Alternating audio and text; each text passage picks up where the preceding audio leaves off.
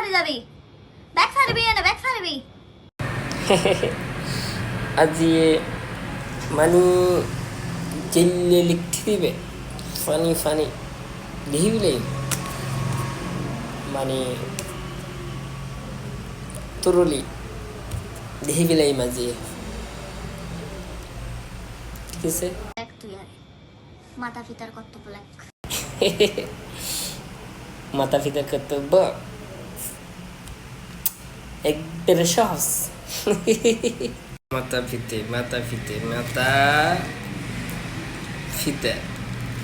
যেভাবে মাতা পিতা সন্তান হয় সেভাবে কুমির থেকে কুমিরের বাচ্চা হয়, তাকে বলে মাতা পিতা কর্তব্য। এবং কুমিরের একটা লেস আছে, কাসকাটা